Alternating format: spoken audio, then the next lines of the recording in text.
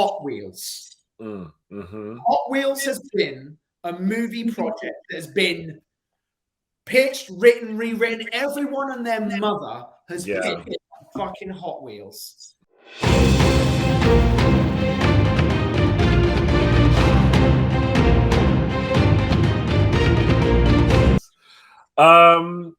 Well, pick one.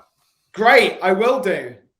So it splits 2 categories. Pick a category: business or creative. Business or creative. Let's go business. Let's go business. All right. So I'm gonna go. Great. This one here. Red flags.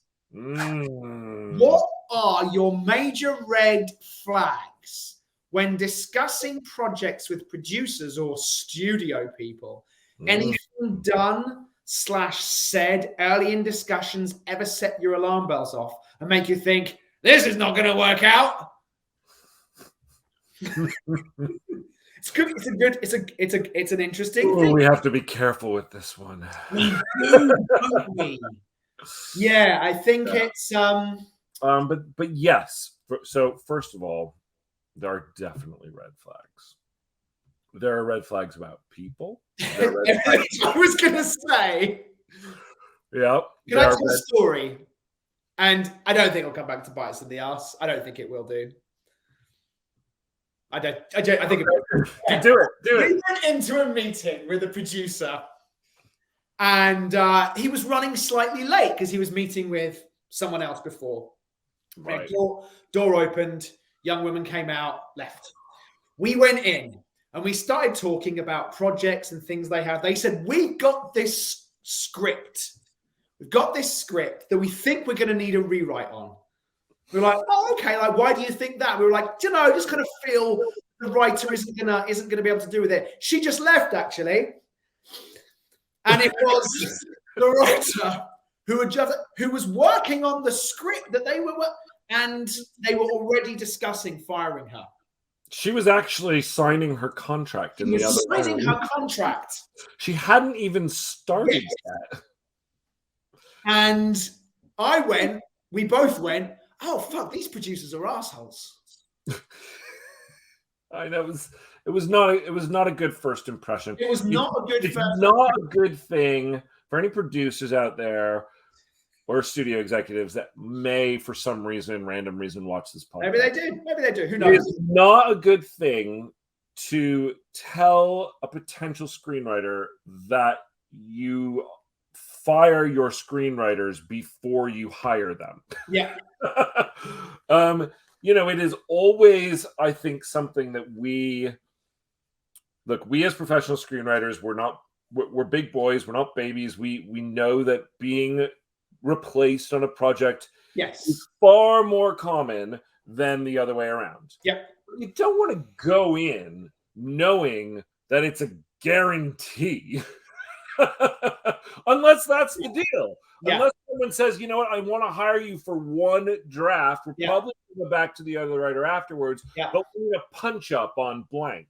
Yeah. That's different. That's different. That's totally different. But if you're going into a situation where you're like excited about doing a project and your producer's already basically giving you the signs that they're the kind of people who replace writers really frequently. Yeah.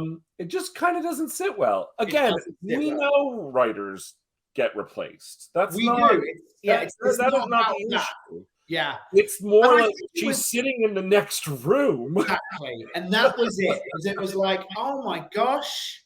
So anyway, that's personal. If we've had pitches. We pitched an agent and a manager, and the manager of this talent kept looking at their phone constantly. And then at the end of the pitch, said to our producer we're working on, you have this other thing that you're working on. Can you tell me about that? It's another project this producer was doing. Right. And totally. So again, these are all personal things. Yeah, I mean, that's a red flag. What's interesting about that, and I will say it's like, that's tough because this person, without naming names, represents very high level talent that we were trying to get. Yeah. So while we walked out of that room going, we're never going to work with her again. Yeah. Or even attempt to. The reality is if we wanted the actress that she represents, we would. We'd have to. But we would do it with our eyes open. Yeah. We're like, oh, okay. We know what we were getting into for sure. There was one pitch. I'm going to have to demonstrate it. Sorry, podcast listeners. Yeah, if you're listening right now, Jake is sitting in a chair. And it was this. And he is spinning around in his chair. Now, we sat down to do this pitch.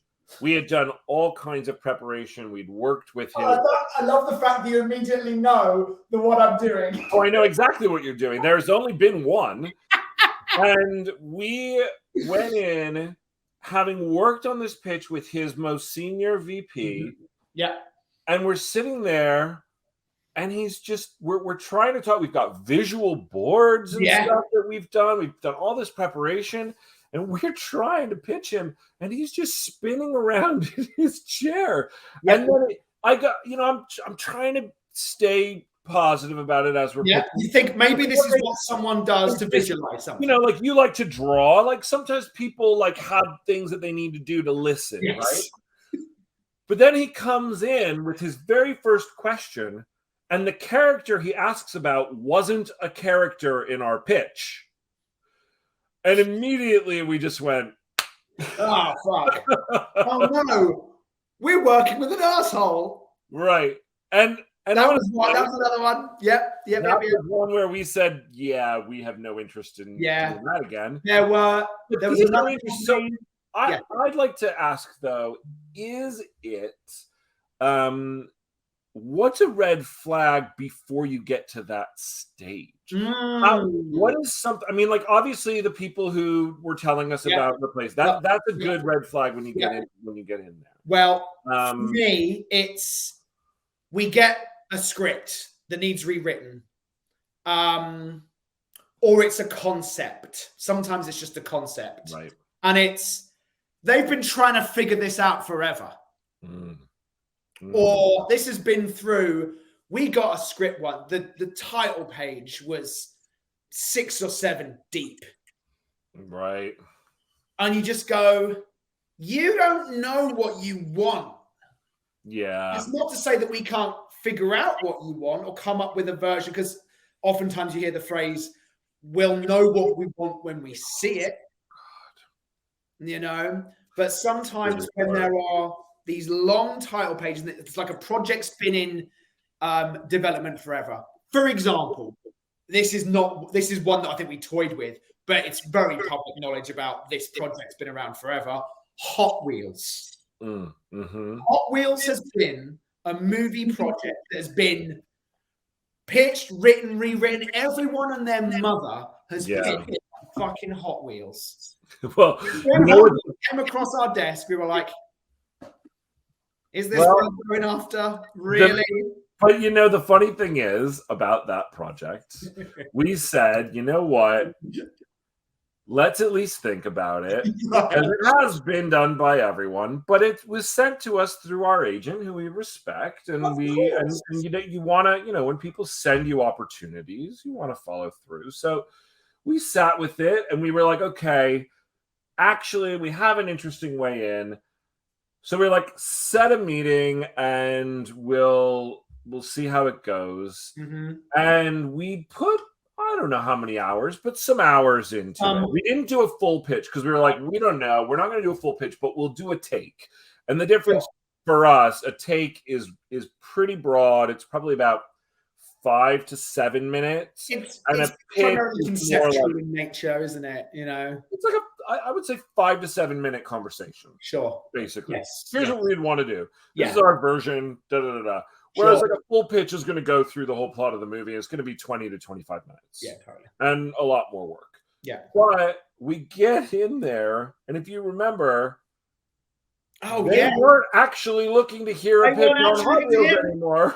Absolutely. They hired someone. We're down the road with someone with. They had already decided who they wanted, and we were like, "Well, that was a waste of money." I know, right? Absolutely, it was crazy. Another thing is red flags wise. When you start various conversations, we haven't got the rights to this yet, but we won't We actually that is a red flag. A red flag also, yeah, when it's pre-existing IP, I think at this stage we're kind of like they need to control the rights IP. Not a handshake. I have a really good relationship with the agent. Not a, well, we've talked with the author and we think this could be really good. The company behind this. We're down the road in discussion or whatever it is. No. Like, either have an option or a fucking ironclad shopping agreement in place, because otherwise it's a waste of time. And we got screwed on this. We've been screwed on this several times. And we got screwed on this last year. And I'm not looking at the cabinet of models behind me because it's just too cool. It's real, like chasing an IP that the producers don't even control. Yeah. That is a big red flag. Like, you gotta, like, that's just not. And we were warned. We were warned. We were. And we were like, okay. That wasn't even the first time it had happened to us. No. You know, I mean, I think there's a few other, I guess, red flags maybe that I'm like trying to think of in terms of, because there's like red flags in terms of producers that you want to work with. There's red flags in terms of, projects and properties. There's red flags in terms of representation. I think there was a red flag about a property we were looking into, and we discovered that the person who created the property, was involved with the property, had some kind of negative stuff going around them online. Right. We were like, maybe we shouldn't do this. Yeah. Because we didn't want to get down the road with something, be ready to pitch it, or even pitch it, and then have someone go, oh, the person who created this is not okay. Is canceled. A kind of person who doesn't do things that are acceptable in modern society. Correct. Yes. I think we've fallen for definitely some things that should have been red flags to us, but we went along with it anyway because we were either green or we just were like, well, but is it really that bad? I mean, look, we had Bryan Singer attached to a movie, and there was a red flag about his reputation, but we also really liked some of his creative movies in the past. And it was very early in our career. And we we were like, oh, well, he hadn't been officially like accused of anything, but there's rumors. And I think that you got to be careful in this town now, especially rumors become real very quickly. They do. Yeah. It's definitely, you got to think about who you're getting into bed with. Yeah. For sure. Yeah. Absolutely.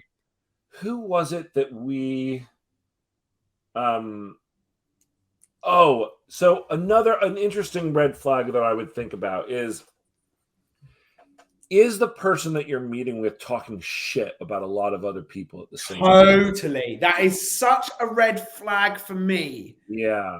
As soon as you're with someone like that, I just go, you're not a professional. Or you're talking shit about us to everybody else. Yeah, sure. Yeah. Right? Absolutely. Like, if you're doing it about them, you're probably doing it about everybody. Yeah, that's a red flag. Definitely a red flag.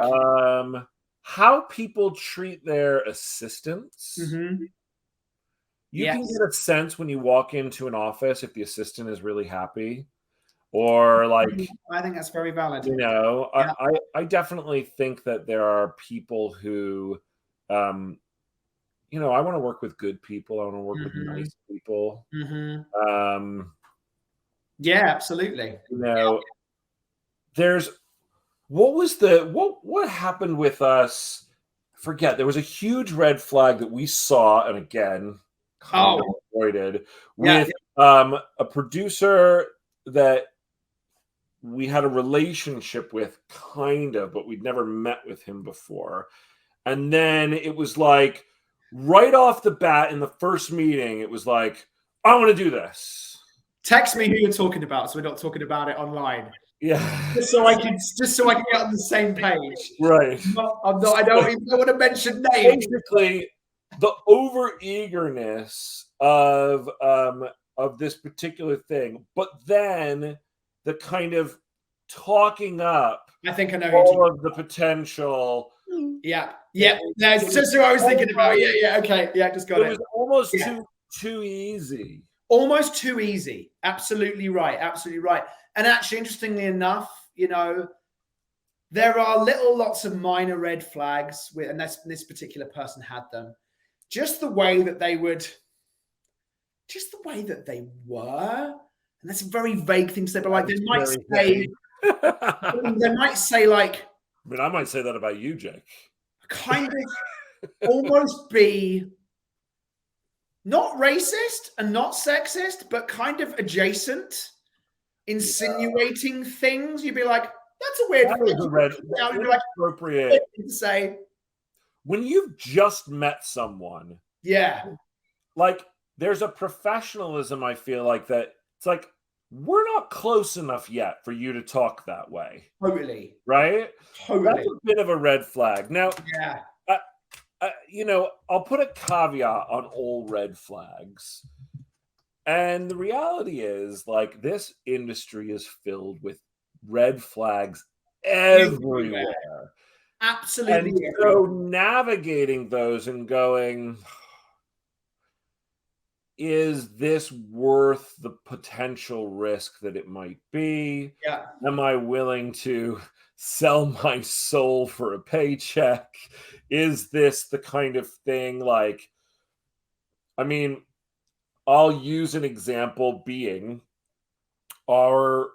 we talked about it the other day, so I don't feel bad talking about it, but Santa Swap, our movie that we sold, we knew before we even signed that deal that they had notes, but not just notes. Like it was implied to us that they wanted to take some pretty big changes.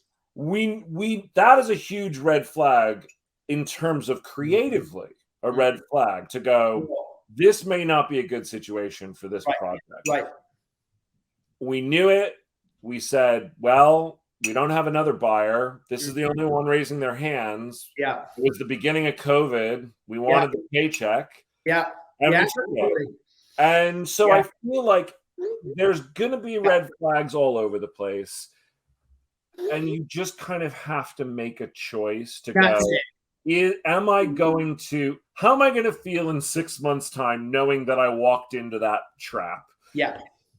You know? There was another one as well. I can just remember all these things now, and I will wrap up in a second because I know we're at 20 minutes. We were talking with a producer who had the rights to a book series that we really liked a lot. And we were trying to make this thing happen with all of our other contacts. And they had decided to go with a named actor who wasn't as big and was producing things, but hadn't produced anything of the scale that this was going to be. Oh, right. Okay. Yeah. And we, in that particular case, we walked away from that because we were like, this isn't going to go. And sure enough, it didn't go. Yeah. That's a good example. So that was a really interesting example. And I think a lot of people, especially starting out, I know we did, and I did even before you meet with a lot of people who aren't quite of the caliber where you can necessarily trust what they have to say or trust their experience. And you have to be careful about really going, is this work going to be worth my time? And how can I manage my expectations? That was a situation where the book series was going to be expensive. It was big, expensive movie. There's no way around it. No. We're talking $100 million movie easily, right? You wanted it to have that budget to do it justice. And the producer was no one that had produced anything even remotely close to that. They had acquired the rights to this book series because they were developing a video game based on the same problem. Yeah, and the reality is they had the best of intentions, and but they had started to go down the road with this other partner, and we said to them, look, the partner you're going down the road with, they're not going to get this size movie made. Yeah. You're going to end up having to partner with somebody else. Yeah. And their ego probably isn't going to let them partner with somebody else. Yeah. So don't do it. Let us go to our contacts and find a home with a producer that can make $100 million movie. Yes. And he didn't want to. And while on the one hand, I respect the fact that he wanted to honor the agreement that he was doing, and I do genuinely have that respect, he didn't have the ability to see what we saw. And I think it was a really good move for us because they wanted us to come in and pitch. And we said no. Another one on the same level. I know we're going far on this, but there have been so many. We had an experience to do a potential autobiography. It was a really wonderful experience that we were able to, really awesome guy, awesome connection. We had a wonderful day meeting with this person. Yeah. And we left the house going, we just got that. He shook our hands and said, I want to do this with you guys. You guys are awesome. Let's do this. We had lunch. It was great. We get back and we find out that actually there's a company who is has been circling this project for a while. Right. And that didn't we had never been told about this. Yeah, totally. And we were like, wait a minute, what's going on here? And now the reality is the company that was circling it was absolutely the right production company for that. They were. They make those kinds of movies. But we got in touch with them and said, hey, we've already talked to the guy. He likes us. We want to do it. Yeah.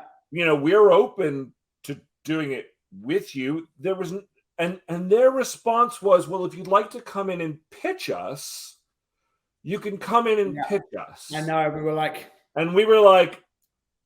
yeah, that's not going to happen. Yeah, totally. We walked from that because we knew. That as well. And it's interesting, isn't it? Because one could say, oh, it was just your ego. Well, no, it was the fact that we'd already done a lot of legwork into it. Well, we knew that it was going to be. They were just doing it to let us pretend that we had a verbal agreement, but they had far more power and ability to solidify an agreement with him. That's right. And he was clearly going with them. He was. And they weren't going to hire us. No, I know. Had been, But guess what? That movie hasn't been made either. Haven't made either. Yeah. Exactly so anyway, red flags. There are many. There are some examples of ours.